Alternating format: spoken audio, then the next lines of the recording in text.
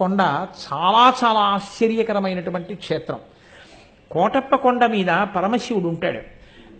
ఆ పరమశివుడు అక్కడ దక్షిణామూర్తి స్వరూపంతో ఉంటాడు. దక్షిణామూర్తి స్వరూపంతో ఉన్నటువంటి పరమశివలింగం ఉన్న ఏకైక క్షేత్రం బహుశः కొండ మీద నాకు తెలుసున్నంత వరకు ఆంధ్రదేశంలో కోటప్ప కొండ ఒక్కటే. ఆ కోటప్ప కొండకున్న గమ్మత్తు ఏమిటో తెలుసా అండి? ఒక గొల్లభామకి పరమశివుడిచ్చిన వరం, ఎన్నడూ కాకి వాలదు. ఆ కొండంతటి మీద పగలు కాదు రాత్రి కాదు ఎన్నడూ ఒక్క కాకి మీకు కనపడదు. కొండ ఎక్కుతుంటే బోల్డని కాకులు కనపడతాయి. మీరు వెళ్ళేటప్పుడే చూడండి. మీరు కొండ ఎక్కుతారు కాబట్టి కోటప్ప కొండ ఎక్కేటప్పుడు చూడండి. కోటప్ప కొండ కింద బోల్డని కాకులు ఉంటాయి. కోటప్ప కొండ ఎక్కడం మొదలెట్టినప్పటి నుంచి చూడండి, ఒక్క కాకి అంటే ఒక్క కాకి మీకు ఆ కొండ మీద వాలదు.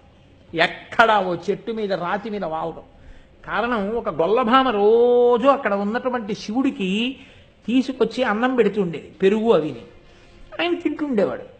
నువ్వు ఊళ్ళోకి రా అంటుండేది ఆవిడ. అంటే ఆయన నవ్వేసి ఉడుకునేవాడు. దక్షిణామూర్తి ఆయన నిశ్శబ్దంగా ఉండేవారు. ఆవిడ ఒకరోజు తీసుకొస్తూ చల్లకుండా తీసుకొచ్చి అక్కడ పెట్టింది. పెట్టి కూర్చుంది బడలికి. కూర్చుంటే ఒక కాకి వచ్చి వాలికి ఆ పెరుగు కుండ కింద పడిపోయింది. అయ్యయ్యయ్యో, పైనున్న పెద్ద ఆయనకి పెరుగు పట్టుకెడుతున్నాను, ఈ దిక్కుమాలిన కాకి వాలి పెరుగంతా కింద పడిపోయిందని బాధపడింది. బాధపడితే పరమశివుడు వృద్ధ బ్రాహ్మణ రూపంలో కిందకొస్తున్నవాడిగా కనపడి, నీకు వరం ఇస్తున్నాను, ఇక మీద ఎన్నడూ ఈ కొండ మీద కాకులు వాలవన్నాడు. అంటే అంత చిన్న కోరికతో సహా తీర్చేశాడు అక్కడ. ఆ కోటప్ప కొండ గురించి పెద్దలు ఏం చెప్తారంటే, అక్కడికి వెళ్ళి కానీ ఈశ్వరుణ్ణి సేవిస్తే జాతకంలో గురుబలం పెరుగుతుందని చెప్తారు. గురుబలం పెరిగితే మిగిలినటువంటి గ్రహాలు ఏవైనా సరే, పాపపు గ్రహాల బలం ఉన్నా కూడా గురుగ్రహం కానీ బలంగా ఉంటే జాతకుడు రక్షణ పొందుతాడు. గురుగ్రహం అనుగ్రహం పొందాలంటే కోటప్ప కొండ వెళ్ళి సేవించమని చెప్తారు. నేను ఒకసారి శృంగేరి వెళ్ళినప్పుడు, శృంగేరిలో భారతీ తీర్థస్వామి వారి తల్లిగారు, ఆ మహాతల్లి అక్కడే ఉంటారు. పీఠంలోనే ముందు ఒక గదిలో, ఆవిడెప్పుడు బయటికి రారు. ఆ తల్లి దగ్గరికి నేను వెళ్ళి ఒక మాట అడిగానమ్మా, జగద్గురువు కదా, మహానుభావుడు శంకరాచార్యులు వారు అధిష్ఠించినటువంటి పీఠం, శంకరాచార్యుల వారు ప్రతిష్ఠించిన పీఠం, అటువంటి పీఠానికి పీఠాధిపత్యం వహించేటటువంటి వ్యక్తి మీ కడుపున పుట్టడం అంటే మాటలు కాదు. ఏ పుణ్యం వల్ల అటువంటి మహాపురుషుడు పుట్టాడని మీరు అనుకుంటున్నారమ్మా? మీకేదో కారణం తెలుస్తుంది, తెలియకుండా ఉండదు. దయచేసి నాకు చెప్పండి అమ్మా అన్నాను. నాయన ఏముంటుంది నాయన చెప్పడానికి అన్నారు ఆవిడ. నేను అందరూ వెళ్ళిపోయాక మళ్ళీ అడిగాను. అందరూ వెళ్ళిపోయాక అడిగి లోకం అంతటికీ చెప్పుకొస్తున్నాను, అది వేరు మాట అనుకోండి. అలా కాదమ్మా, మీకు ఏదో కారణం ఉంటుంది, ఖచ్చితంగా మీకు తెలుస్తుంది, ఏ కారణానికే అంతటి మహాత్ముడు మీ కడుపున పుట్టాడమ్మా అని అడిగాను. అడిగితే ఆవిడ నాతో ఒక మాట చెప్పారు. నరసరావుపేటలోనే ఆవిడ కడుపున పడ్డారు భారతీ తీర్థస్వామి.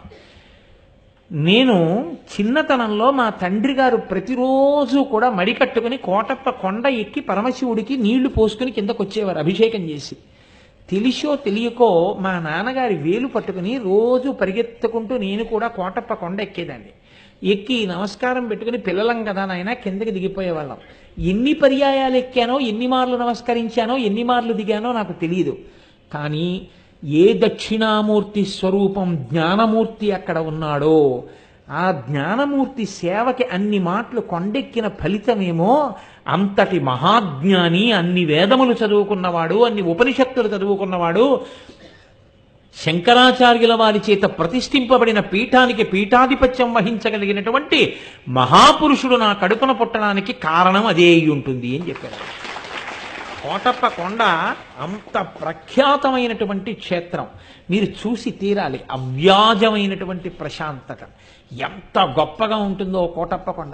ఎక్కడెక్కడి వాటికో వెడతాం, ఇక్కడే ఉన్న అంత మహాత్మ్యం కలిగినటువంటి క్షేత్రాలని మనం వదిలిపెట్టేస్తుంటాం. అటువంటి కోటప్ప కొండ దర్శనం చేస్తారు. మీకు నేను ఇంకొక మాట చెప్తున్నా. శృంగేరి పీఠాధిపత్యం స్వీకరించడానికి ముందు భారతీ తీర్థస్వామి వారు వైరాగ్యంతో అక్కడికే వచ్చి కూర్చుని ఎప్పుడు వేద పాఠాలు చదువుకుంటుండేవారు. ఆయనతో పాటు వేదం చదువుకున్న సహాధ్యాయి ఒక ఆయన ఇప్పటికీ కోటప్ప కొండలో అర్చకత్వం చేస్తున్నారు. ఆయన అభిషేకం చేయడం మీరు చూడండి. నేనైతే ఏం చెప్తానంటే, ప్రసాద్ బాబు గారు ఒకసారి చూపించండి, మీరు హరిప్రసాద్ గారిని అడిగి ఏర్పాటు చేసి చూపించండి, అందరూ చూస్తారు. ఆయన అభిషేకం చేస్తుండగా మీరు చూడండి, మీరు ఆశ్చర్యపోతారు. ఇలా ఉంటుందా అభిషేకం అంటే అని తెల్లబోతారు. ఎందుకంటే శివలింగానికి అభిషేకం చేసేటప్పుడు మీరు దానిమ్మ పళ్ళు అక్కడ పెట్టారనుకోండి, ఆయన మంత్రంలో తొట్టుబాటు ఉండదు, స్వరం తప్పదు. ఆయన దానిమ్మ పళ్ళు తీసి ఇలా ఈ చేతిలో పెట్టుకుని ఈ చేతితో పట్టుకుని ఇలా అంటారు, అంతే. దానిమ్మ రసం శివలింగం మీద పడిపోతుంది. ఖర్జూరం పళ్ళు ఇస్తే అవి ఇలా చేతి మీద వేసుకుని ఇలా పెట్టి ఇలా అంటారు, అంతే. ఖర్జూర రసం శివలింగం మీద కారిపోతుంది. బిందెలెత్తి నీళ్లు పోసి మంత్రం సుస్వరం, స్వరం కూడా తప్పరు. అలా దానిమ్మ పళ్ళని కూడా ఇలా నొక్కి రసం చేసేస్తారు అభిషేకం. చూసి తీరాలి నిజంగా అభిషేకం. ఏమాత్రం అవకాశం ఉన్నా ఏర్పాటు చేయండి.